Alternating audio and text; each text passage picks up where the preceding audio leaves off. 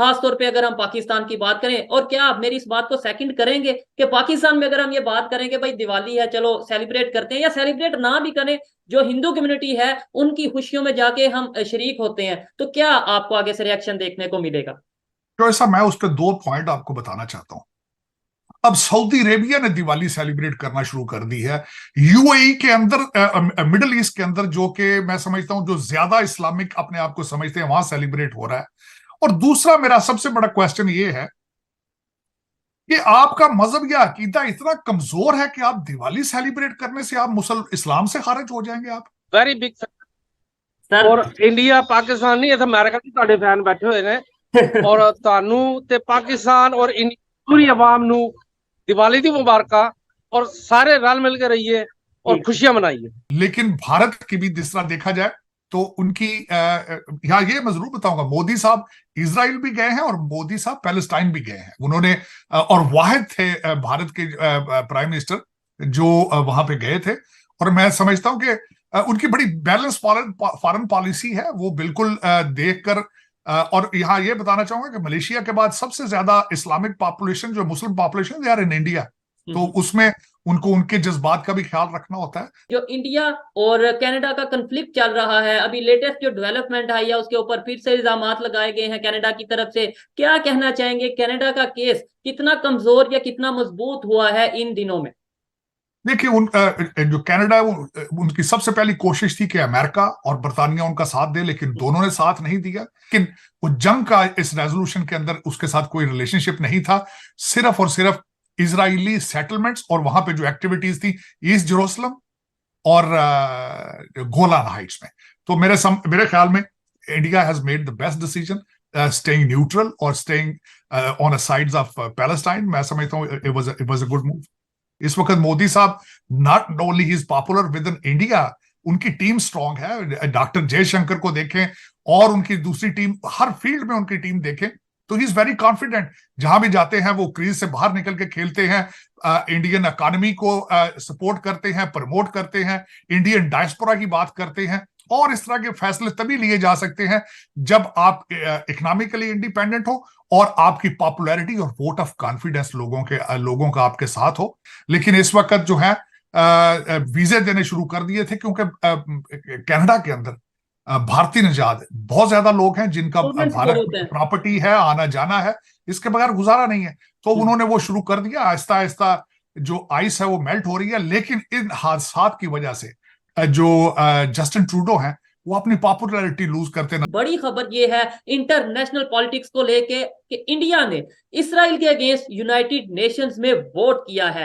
अब वो वोट जंग के हवाले से किया है या किस वजह से किया है? क्योंकि इंडिया वाहिद कंट्री था, सबसे पहला कंट्री था जब इसराइल और हमास की जंग स्टार्ट हुई तो इसराइल के साथ खड़ा दिखाई दे रहा था। क्या जंग की वजह से इसराइल के अगेंस्ट वोट किया गया है या फिर कोई और रीजन है? ये सब बातें हम जानेंगे। साजिद तारड़ साहब से हमारे साथ मौजूद हैं। अस्सलाम वालेकुम सर। वालेकुम सलाम। थैंक यू चौधरी साहब, thank you for having me in your show. आपका बहुत शुक्रिया कि आज मतलब दिवाली के दिन पे आपने हमें ज्वाइन किया। सर सबसे पहले तो मैं ये जानना चाहूंगा कि इंडिया में तो नो डाउट वहां पे दिवाली बहुत धूमधाम और मतलब सबसे बड़ा शायद इवेंट उनका दिवाली का इवेंट होता है। यूएस की बात करें, दुनिया के दूसरे कंट्रीज की बात करें, वहां पे किस तरीके से सेलिब्रेट की जाती है? और बड़ी बात ये, आपने दिवाली सेलिब्रेट की या नहीं की? अगर की तो किस तरीके से की? काइंडली इस हवाले से थोड़ा सा बताइएगा, दिवाली के इवेंट के हवाले से। तो सर सबसे पहले तो मैं अपनी हिंदू बरादरी के नाम एक शेर पढ़ना चाहूंगा दिवाली के लिहाज से, के रेफरेंस के साथ। ठीक है। वो क्या शेर इस तरह है, नरम लुओं ने, नरम लू जो होती है, नरम लुओं ने जबानें खोली फिर दुनिया से कहने को, नरम लुओं ने जबानें खोली फिर दुनिया से कहने को, बेवतनों की राम कहानी दिवाली के दीप जले। अब उसमें मैं दीपावली, दिवाली दर हकीकत जो है कार्तिका जो महीना है उसके 13वें दिन होती है। ठीक है। और इसका रेफरेंस इस हवाले से है कि जमीन और सूरज का जो रिलेशनशिप है उसमें तब्दीली आती है, दिन छोटे होते हैं। और सबसे और उसके बाद देखें इसको रोशनी के साथ, इसके साथ इसको मंसूब किया जाता है। दिया जलाना, सोचों में तब्दीली लाना, सारी चीजें होना, बड़ी अटैच। इनलाइटमेंट, यहाँ पे अमेरिका में अगर इसको आप गूगल करें, आप इसको देखें तो festival of enlightenment and lights. तो मैं समझता हूं प्लैनेट और सन का जो रिलेशनशिप है उसके बारे में ये सारा कुछ है। और मैं एक रिक्वेस्ट करूंगा, जो भी इस हमारी इस ट्रांसमिशन को देख रहा है, चाहे किसी मजहब से है, जी जी। जब भी आप किसी इंसान को खुश देखें तो कोशिश करें उसके साथ खुशी में शरीक हों। जबरदस्त सर, जबरदस्त, क्या बात और है। मैं उसमें एक उसका रेफरेंस बताना चाहता हूँ। यहाँ अमेरिका के अंदर एक बहुत बड़े फिलासफर हैं, डॉक्टर दीपक चोपड़ा उनका नाम है। उन्होंने बड़ी किताबें लिखी। किसी ने उनसे पूछा था कि खुशी हासिल करने का क्या, किस तरह हासिल की जा सकती है। उन्होंने सिर्फ एक फिक्रे के अंदर उसका जवाब दिया था। उन्होंने कहा था कि किसी दूसरे को खुश करने की कोशिश करो, खुशी आपको मिल जाएगी। ऐसा ही, तो जबरदस्त। देखें, जब भी दुनिया कोई सेलिब्रेट कर रहा होता है, अच्छे मूड में होता है, अब मैं गारंटी कर देता हूं आपको कि आप उसके जाके साथ खुशी सेलिब्रेट करें, आपके वो खुशी आप ट्रांसफर हो जाएगी आपके अंदर। तो ये मैं दर हकीकत मैं तो पिछले 3-4 दिनों से इस चीज को सेलिब्रेट कर रहा हूं। ठीक है। जिस तरह आपने अभी वीडियो में भी बात की, आपको मैंने क्लिप्स भेजे हैं कि हमारी देखिए देखिए, बाल्टीमोर की सिख कम्युनिटी, उसके साथ हमने वो सारा सेलिब्रेट किया ऐसे ये इसको, मैंने वो दिवाली। क्लिप देखे, मुझे तो बहुत मजा आया, इंटरेस्ट मेरा मतलब दिल कर रहा था मैं भी शायद काश आपके साथ मौजूद होता और इस चीज को एंजॉय करता। और मैंने वहां पे ये जो आपने मुझे वीडियो भेजी है, जिस तरीके से वहां दिवाली को सेलिब्रेट किया जा रहा था, सिर्फ हिंदू कम्युनिटी नहीं थी, सिख कम्युनिटी थी, आप यानी अगर आपकी बात करें मुस्लिम कम्युनिटी थी, तो यूएस में ये सब कम्युनिटीज मिलके इस तरीके से सेलिब्रेट करते हैं। बिल्कुल, डेफिनेटली। यहां पे देखें, उस दिन जब हम इकट्ठे थे उसमें पाकिस्तानी भी थे, मुसलमान भी थे, उसमें सिख भी थे, उसमें हिंदू भी थे। सिखों का बल्कि इसके इसके बारे में कहा जाता है बंदी छोड़ दिवस। उनके जी गुरु थे, वो कैद में थे, तो उस दिन उन्होंने छोड़ा गया, तो उन्होंने कहा था मैं अकेला नहीं जाऊंगा, 7 लोगों को लेकर जाऊंगा। वो बाहर निकले और उन्होंने फिर उसको सेलिब्रेट किया गया। लेकिन देखें, जो भी बात है, चाहे वो क्रिसमस हो, चाहे दिवाली हो, चाहे ईद हो, सबको मिलके करना चाहिए इसको सेलिब्रेट। जिस तरह मैंने कहा है, ये आपके पर्सनल इंटरेस्ट में है कि जब भी कोई आपका दोस्त गली मोहल्ले में खुश हो, आप उसकी खुशियों में शरीक हो, तो खुशियां आपको मिल जाएंगी, ट्रांसफर हो जाएंगी। मैं बड़ी इसकी इंपॉर्टेंस समझता हूं कि हमें मिलके हर चीज को सेलिब्रेट करना चाहिए। सर, इधर एक सवाल मैं आपसे करना चाहूंगा, फिर आगे कंटिन्यू करेंगे कि पाकिस्तान की अगर खासतौर पे बात करें, थोड़ा डर सा लगता है। डर मतलब इस सेंस में ये नहीं कोई काट देगा या कोई कुछ ऐसे, लेकिन ऐसा लगता है कि लेट्स सपोज हम किसी पब्लिक में या किसी को ऐसा कहेंगे कि यार दिवाली है, बेशक ये हिंदुओं का सिखों का त्योहार है, लेकिन हम इसे सेलिब्रेट करें या सेलिब्रेट नहीं कर सकते तो कम से कम उनकी खुशियों में उनको एक अच्छा मैसेज, एक अच्छा गेस्चर दे दें। तो यहाँ पे कंसेप्ट ये आता है कि हिंदुओं का त्योहार मतलब ये सोचा जाता है कि शायद मतलब हम मजहब ही चेंज करने लगेंगे त्योहार मना के, ऐसा एक सोच बना दी गई है। क्या ऐसी सोच से पाकिस्तान हो या दुनिया का कोई भी कंट्री हो, वो इंटर रिलीजियस अपना जो सा रिलेशन है वो बेहतर कर सकता है, खास तौर पे अगर हम पाकिस्तान की बात करें? और क्या आप मेरी इस बात को सेकंड करेंगे कि पाकिस्तान में अगर हम ये बात करें कि भाई दिवाली है, चलो सेलिब्रेट करते हैं, या सेलिब्रेट ना भी करें, जो हिंदू कम्युनिटी है उनकी खुशियों में जाके हम शरीक होते हैं, तो क्या आपको आगे से रिएक्शन देखने को मिलेगा? तो ऐसा, मैं उस पर 2 पॉइंट आपको बताना चाहता हूं। अब सऊदी अरेबिया ने दिवाली सेलिब्रेट करना शुरू कर दी है। यूएई के अंदर, मिडिल ईस्ट के अंदर, जो कि मैं समझता हूं जो ज्यादा इस्लामिक अपने आप को समझते हैं, वहां सेलिब्रेट हो रहा है।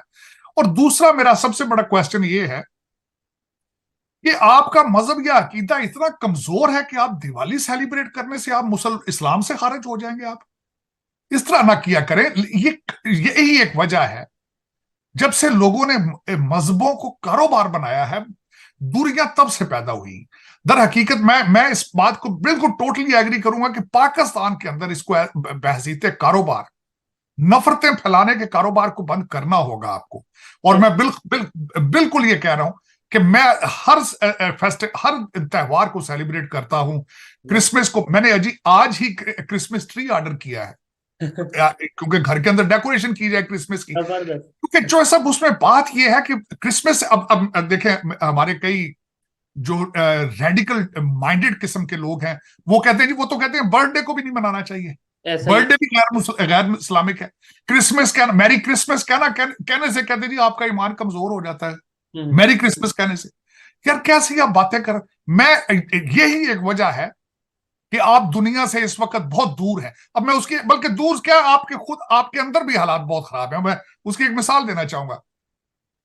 जिस तरह अभी आप फलस्तीन के हवाले से अभी अगले सवाल का हम जवाब करेंगे, 57 इस्लामिक कंट्रीज के हेड जो है रियाज में इकट्ठे हुए हैं, अरब लीग और ओआईसी का इकट्ठा इजलास हुआ है, लेकिन वो किसी फैसले पे नहीं पहुंच सके, कोई रेजोल्यूशन पास नहीं कर सके। ईरान ने रेजोल्यूशन वहां पे पेश किया था कि इसराइल को दहशतगर्द कंट्री डिक्लेयर किया जाए, वो भी नहीं अप्रूव हो सका। सीरिया ने वहां पे रेजोल्यूशन दिया है कि इनके साथ डिप्लोमेटिक रिलेशनशिप खत्म कर लिए जाएं, वो भी नहीं अप्रूव हो सका। तो और दूसरा डबल स्टैंडर्ड मैंने आपको कई दफा कहा है कि इस वक्त हम, क्योंकि फलस्तीन जो वहां पे वो जंग जारी है, तो आजकल आप फलस्तीन की बातें कर रहे हैं, लेकिन रोहिंग्या मुसलमान जो बर्मा में हैं उनके बारे में आप कभी नहीं सोचते। आप आपके जो वीगर मुसलमान चाइना के अंदर हैं, आप उनके बारे में नहीं सोचते। तो हर चीज के अंदर हमने डबल स्टैंडर्ड कर करके अपने हालात खराब कर रखे हैं। थोड़ा सा दिमाग को खोलें, इसमें कोई हरज नहीं है।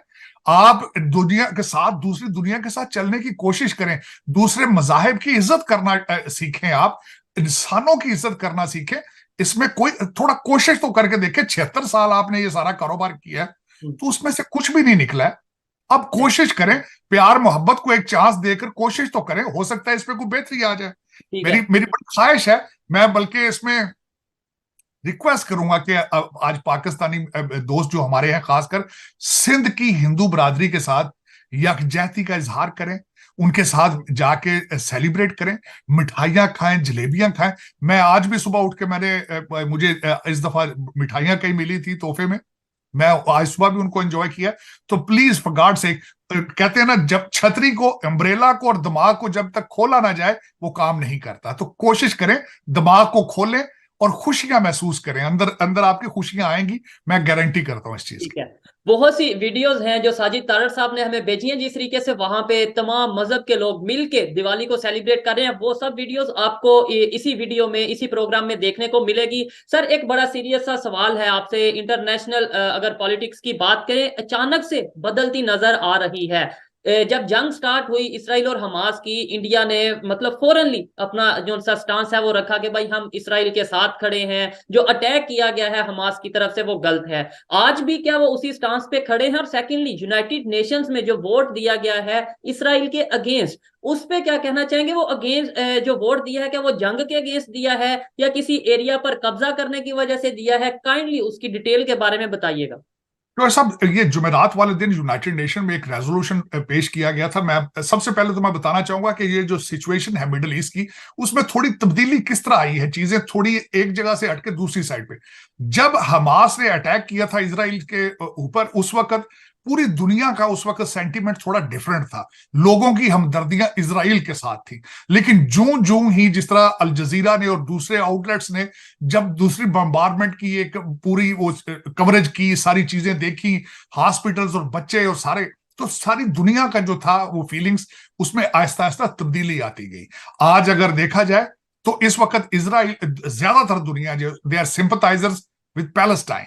आज अमेरिका के अंदर भी, बरतानिया के अंदर, यूरोप के अंदर, हर शहर, बड़े शहर के अंदर बहुत बड़े बड़े जुलूस निकाले जा रहे हैं। लोगों की बिल्कुल ओपिनियन चेंज हो चुकी है। अब मैं इस रेजोल्यूशन के बारे में बात करना चाहूंगा।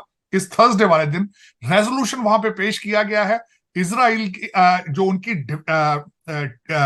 उनकी सेटलमेंट्स हैं, इसराइली, मैं एग्जैक्ट वर्ड उसमें बताऊंगा, इसराइली सेटलमेंट्स की activities in occupied territories east Jerusalem, और बल्कि इससे भी ज्यादा जो ऑक्युपाइड सीरियन टेरिटरी है, गोलान हाइट्स, यहां पे उन सेटलमेंट्स के अगेंस्ट जो है और वहां पे जो एक्टिविटीज हैं उनके खिलाफ रेजोल्यूशन जो पेश किया गया था, जिसमें सिर्फ 145 कंट्रीज हैं जिन्होंने उसके फेवर में किया, जिसमें इंडिया भी इंक्लूड है। उसमें सिर्फ 7 ममालिक हैं, Canada, America, Hungary, Marshall Islands और इस तरह के कुछ और ममालिक हैं। उन्होंने उसके खिलाफ रेजोल्यूशन दिया, वोट दिया, और उसमें इसराइल के हक में वोट दिया। 7 कंट्रीज ने इसराइल के हक में वोट दिया। हक में दिया। 18 जो थे उन्होंने वो गैर हाजिर थे, उन्होंने इस्तेमाल ही नहीं है, ना नेगेटिव ना प्लस उन्होंने दिया। लेकिन भारत की भी जिस तरह देखा जाए तो उनकी यहाँ ये मैं जरूर बताऊंगा, मोदी साहब इजराइल भी गए हैं और मोदी साहब पैलेस्टाइन भी गए हैं। उन्होंने और वाहिद थे भारत के प्राइम मिनिस्टर जो वहां पे गए थे। और मैं समझता हूं कि उनकी बड़ी बैलेंस फॉरेन पॉलिसी है, वो बिल्कुल देखकर। और यहाँ ये बताना चाहूंगा कि मलेशिया के बाद सबसे ज्यादा इस्लामिक पॉपुलेशन, जो Muslim population, they are in India. तो उसमें उनको उनके जज्बात का भी ख्याल रखना होता है, और उस लिहाज से उन्होंने they always balance the relationship with India, with Israel and Palestine at the same time. लेकिन वो जंग का इस रेजोल्यूशन के अंदर उसके साथ कोई रिलेशनशिप नहीं था, सिर्फ और सिर्फ इजरायली सेटलमेंट्स और वहां पे जो एक्टिविटीज थी ईस्ट जेरूसलम और गोलान हाइट्स में। तो मेरे ख्याल में India has made the best decision staying neutral or staying on the sides of Palestine. मैं समझता हूँ it was a good move. Sir, अगर वर्ल्ड पॉलिटिक्स की बात करें तो पाकिस्तान हो या यूएस हो, किसी भी कंट्री की अगर फेवर करता है तो देखते हैं कि वन साइडेड डिसीजन रहता है। मतलब पाकिस्तान यही कहेगा इसराइल गलत है, हर लिहाज से गलत है, फलस्तीन के साथ हैं। यूएस ये कहेगा कि फलस्तीन हर लिहाज से गलत है, हम इसराइल के साथ हैं। लेकिन भारत, इंडिया एक वाहिद ऐसा कंट्री है जिसे जहां पे जो गलत नजर आता है वो वहां पे उसी को मतलब गलत कहता है, चाहे इसराइल की फेवर करनी हो या फिर फलस्तीन के साथ खड़ा होना हो, वो खड़ा होता नजर आता है। क्या वजह कि किसी के प्रेशर में नहीं आता? इतनी आजाद फॉरेन पॉलिसी कैसे पॉसिबल है? तो साहब, उसकी सबसे बड़ी वजह तो यह है कि भारत इंडिपेंडेंस मुराद है कि वो मुआशी तौर पर आजाद है। उनकी economy is the number 5th economy in the world. तो और दूसरा, दे हैव टारगेट, जिस तरह मोदी साहब ने अपनी कैंपेन में कहा था कि वो नंबर 3 पर लेके आने के बड़े सीरियस हैं उस बारे में। तो जब वो तीसरे नंबर पर आने की पोजीशन रखते हैं, भारतीय डायस्पोरा दुनिया के हर बड़े मुल्क के अंदर स्ट्रांग है, उन्हें अपना फ्यूचर नजर आ रहा है, तो वो हर चीज को बैलेंस करते हैं। जिसकी सबसे बड़ी मिसाल है, रशिया से उन्होंने तेल लिया है, लेकिन साथ वो अमेरिका के साथ उनके रिलेशनशिप कितने क्वाड हैं, जिसके अंदर वो खुद है।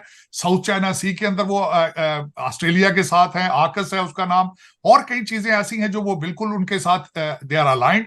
जिस तरीके से अभी 2+2 आजकल हो रही है। अभी पिछले 2 दिन हमारे टोनी बिल्कन थे और Lloyd Austin, they were in India और they were meeting about the defence के उनके जो कोऑपरेशन है, वहां पे जो चीजें जहाज और शिपिंग जो वहां पे बिल्ड होगी उसके बारे में उनकी मीटिंग्स थी। सो इसमें सबसे पहले इंडिपेंडेंट फॉरेन पॉलिसी या न्यूट्रल फॉरेन पॉलिसी के लिए सबसे पहला एलिमेंट ये होता है कि आप इकोनॉमिकली स्ट्रांग हो। तो जब तक आप इकोनॉमिकली स्ट्रांग नहीं होंगे तो इस तरह के डिसीजन नहीं लिए जा सकते। और दूसरा, टीम होती है, नेशनलिज्म होता है, और इसके कई एलिमेंट होते हैं। जब तक आपके पास अपने लोगों की, वोटर्स की हमायत हासिल ना हो तो आप खुल के बाहर आउट ऑफ क्रीज नहीं खेल सकते। इस वक्त मोदी साहब not only he is popular within India, उनकी टीम स्ट्रांग है। डॉक्टर जयशंकर को देखें और उनकी दूसरी टीम, हर फील्ड में उनकी टीम देखें तो ही इज वेरी कॉन्फिडेंट। जहां भी जाते हैं वो क्रीज से बाहर निकल के खेलते हैं, इंडियन इकोनॉमी को सपोर्ट करते हैं, प्रमोट करते हैं, इंडियन डायस्पोरा की बात करते हैं। और इस तरह के फैसले तभी लिए जा सकते हैं जब आप इकोनॉमिकली इंडिपेंडेंट हो और आपकी पॉपुलैरिटी और वोट ऑफ कॉन्फिडेंस लोगों का आपके साथ हो। तो मैं समझता हूं इसके कई अवामिल हैं। पाकिस्तान के हवाले से जब बात की जाए, सबसे पहले तो आपको इकोनॉमिकली इंडिपेंडेंट होना होगा। आज आपको सऊदी अरेबिया और यूएई के पीछे छुपना पड़ता है, जो वो कहेंगे आपने उनके साथ चलना होता है।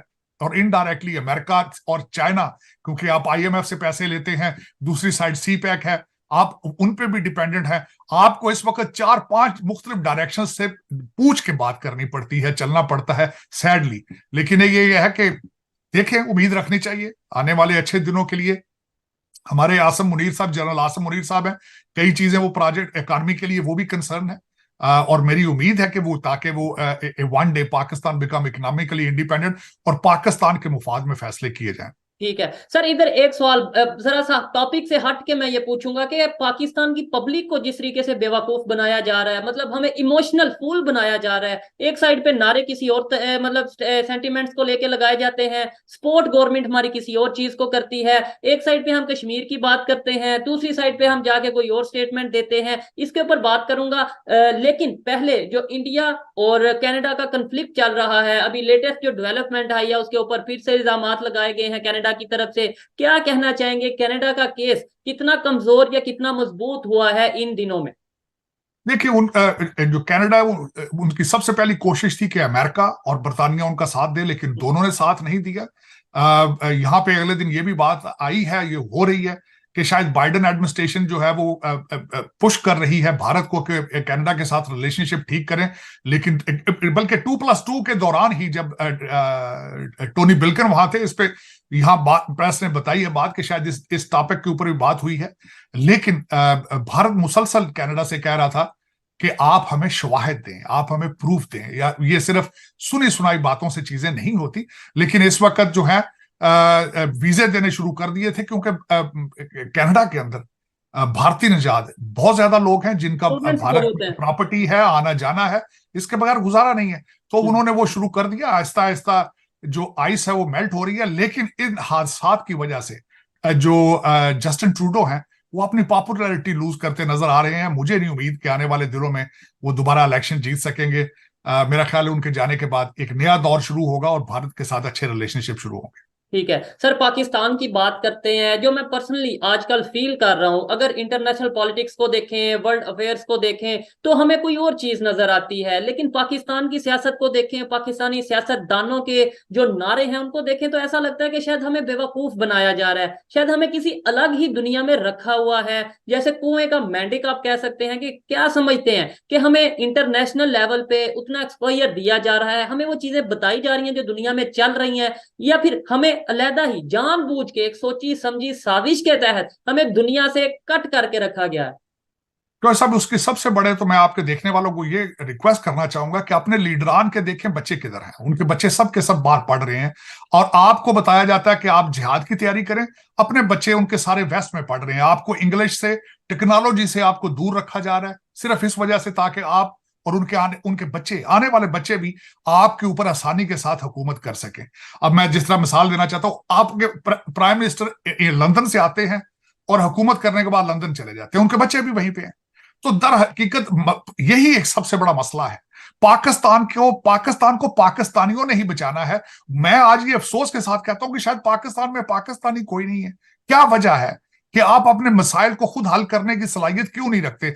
क्यों आप इन लीडरान से, जो सो कॉल्ड, मैं तो उनको लीडर नहीं समझता, आपकी सियासी पार्टियां जो हैं, ये तो सियासत के अंदर एक खानदान की इजारादारी नहीं होनी चाहिए, एबिलिटी की बेस पे वोट देना चाहिए। इस वक्त अगर देखा जाए तो सबसे पहले अपने खानदान को पाला जाता है, उससे कुछ चीज बचती है तो बाहर किसी को ओहदा दिया जाता है। ये सियासत नहीं है, ये फ्रेंचाइज है, ये कारोबार है। तो ये, लेकिन ये जो 24 करोड़ लोग हैं, इनका फर्ज है ये पूछें कि हमारे साथ क्या हमें किस तरह का आप भाषण दे रहे हैं, अपने बच्चों को आप लंदन और अमेरिका में पढ़ा रहे हैं, क्या वजह है? अफसोस के साथ मैं कहूंगा कि आज पाकिस्तान के अंदर एक भी इंग्लिश चैनल नहीं है। किसी से इंग्लिश की बात करें तो इंग्लिश में बात नहीं कर सकता, लेकिन आपके रूलर सारे बाहर के एजुकेटेड हैं, आपके अफसरान सारे बाहर के एजुकेटेड हैं। लेकिन क्या वजह है कि आपको बार बार जिहाद का टीका लगाया जाता है? क्या वजह है?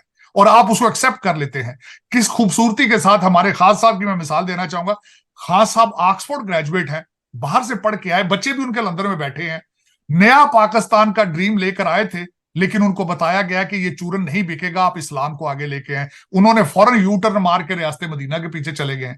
क्या वजह है? ये क्या वजह है कि उनका सफर शुरू कहीं और से हुआ था, लेकिन दरमियान में उन्होंने यू टर्न मार लिया? लेकिन उसकी वजह यह है क्योंकि आपको जानबूझ के अंधेरों में रखा जाता है, आपको एक खास किस्म का इस्लाम पढ़ाया जाता है। मैं सबसे पहले ये बात बताना चाहूंगा, मैं कल परसों एक इवेंट यहां पे ऑर्गेनाइज कर रहा हूं उस इस्लाम के बारे में। मैंने उसके ऊपर मैंने स्लोगन बनाए हैं कि इस्लाम मीन्स पीस, और दूसरा नीचे जो मैंने उसके लाइन लिखी है, the most misunderstood religion in the world.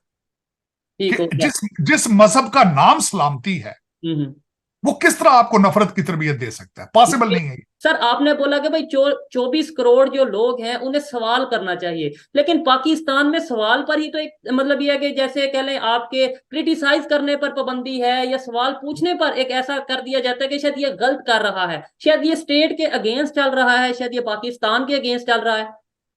नहीं, उसमें देखें 2-4 चीजें मैं बताना चाहूंगा कि हम इस वक्त अगर देखा जाए चौधरी साहब, हमने पाकिस्तान की अपनी जिंदगियों के बारे में हम कंट्रोल करना नहीं चाहते। स्टूडेंट नहीं है, स्टूडेंट सियासत में है, सियासतदान सियासत में नहीं है, अदालतों को सियासत में नहीं होना चाहिए, वो सियासत में है। तो जो आप अपना काम छोड़कर किसी और चीज में फंसे हैं, यही एक सबसे बड़ा प्रॉब्लम है। मैं बार बार ये कहता हूं कि कहने वाले कहते हैं जी फौज पैड़ी, फौज ये, और फौजी भी तो पाकिस्तानी है, कोई जर्मन थोड़ी है। ऐसा ही है, वो भी हमारे कोई कजन है, कोई हमारे रिश्तेदार है, वो भी हमारे बहन भाई है। वो ऐसे ही उनको भी सोचना चाहिए पाकिस्तान के बारे में। कहते हैं जी पाकिस्तान को एजेंसियां चला रही हैं, एजेंसियां बाहर से आई हैं, एजेंसियां भी पाकिस्तानी हैं। हाँ बिल्कुल। पाकिस्तान की तरक्की होनी चाहिए। मैंने अभी 5 सेकंड पहले बात की थी कि हमारे आर्मी जनरल आसम मुनीर पाकिस्तान की इकोनॉमी के बारे में सोच रहे हैं। मुझे कई दफा लोग कहते हैं कि how dare you are a lawyer, आप वकील होकर एक आर्मी जनरल की बात कर रहे हो। मैंने कहा यार इसमें बेनिफिशियरी तो पाकिस्तानी है ना, यही चीज पाकिस्तान है। अगर देखें, अगर सिविलियन सेटअप से इकोनॉमी ठीक नहीं हो रही, अगर वो करने की सलाहियत रखते हैं तो उनको करना चाहिए। फायदा तो फिर भी पाकिस्तान का होगा। पाकिस्तान की बेहतरी होनी चाहिए, पाकिस्तान के लोगों की बेहतरी होनी चाहिए, चाहे वो कोई अदारा करता है, और खास तौर पे इंटरनेशनल लेवल पे हमारा इमेज बेहतर होना चाहिए, नेबर के साथ हमारे रिलेशन बेहतर होने चाहिए। और वो तभी होगा जब हम अपनी पॉलिसीज को बेहतर करेंगे, जब हम किसी के घर की बजाय अपने घर के ऊपर फोकस करेंगे, अपने गिरेबान को झांकेंगे, अपनी गलतियों को बेहतर करेंगे। सर लास्ट में पूरी दुनिया में इस टाइम जो चल रहा है, जो कॉन्फ्लिक्ट्स हैं या जो भी लेटेस्ट डेवलपमेंट है, 2 मिनट में रिक्वेस्ट करूंगा कि काइंडली आप उन्हें थोड़ा सा डिटेल से बताइएगा कि जहां जहां पे भी जो भी लेटेस्ट डेवलपमेंट है पूरी दुनिया में। देखिए इस वक्त सबसे पहले तो मैं बताना चाहूंगा कि आपके पाकिस्तान के हवाले से मैं 2-4 जो खबरें आजकल जो बड़ी खास चल रही हैं। एक तो 2 वाकयात हुए हैं, एक अहमद दुरानी साहब की वीडियो, एक आर्मी जनरल शफात शाह के बारे में, वो मैं चाहूंगा कि आपके देखने वाले लाजमी उसको देखें। दूसरा वाकया मैं बताना चाह रहा था कि जिरगा के ऊपर सलीम साफी साहब ने एक बड़ा धुआंधार किस्म का इंटरव्यू किया है शाह साहब का, जो बनीगाला के इंचार्ज थे। मैं चाहूंगा कि वो भी आप देखें। इंटरनेशनल लेवल से अगर देखा जाए तो इस वक्त गाजा के अंदर शफा हॉस्पिटल के अंदर जो बच्चे थे उनको वहां इजराइल जो है निकालने में अपना इंटरेस्ट शो कर रहा है। दूसरा 4-4 घंटे के टैक्टिकल पॉजेस देने के लिए एग्री कर चुके हैं। खबर मैंने आपको बताई है कि ओआईसी और अरब लीग का जो जॉइंट सेशन था रियाज में वो ऑलमोस्ट नाकाम हुआ है। ऑलमोस्ट क्या, बिल्कुल नाकाम हुआ है। कोई रेजोल्यूशन नहीं दिया जा सका वहां पे। इस खबर को मैंने डिस्कस किया कि 2+2 की मीटिंग इस वक्त अभी 2 दिन के लिए वो थे, हमारे टोनी बिल्कन और आस्टन लॉयड भारत गए थे, जिसमें उन्होंने डिफेंस और ट्रेड के बारे में बात की है। एक बल्कि बात और मैं आपके देखने वालों को बताना चाहूंगा कि एक नई चीज है ह्यूमैन, उसको एक ऑर्गेनाइजेशन, पहले बंदा वो काम करता था एप्पल के लिए, उनका नाम इमरान चौधरी है। उन्होंने एक नई चीज बनाई है, ह्यूमैन उनकी कंपनी का नाम है, और उसकी जो चीज है उसको कहते हैं AI पेन। और उसको अमेरिका के अंदर 16 नवंबर को वो लॉन्च कर रहे हैं। कहते हैं टेक्नोलॉजी के लिहाज से इट विल बी रेवोल्यूशन। वो एक छोटी सी इंस्ट्रूमेंट है, वो यहां लगेगी, वो फोन को बिल्कुल रिप्लेस कर देगी, और आपके सारे गूगल और हर चीज को यहां से वो आप अपने कॉलर पे लगा लेंगे। और वो मैं समझता हूँ वो भी एक बड़ी देखने वाली चीज है, उसको देखना चाहिए। और वंस अगेन आपके देखने वालों को मेरी तरफ से दिवाली की मुबारक। और दिवाली इसी के साथ साथ हम वो सारे क्लिप्स चलाएंगे जो साजिद तारड़ साहब और ये सारे इर्द गिर्द जो कम्युनिटी है यूएस में, उन्होंने दिवाली को जिस तरीके से सेलिब्रेट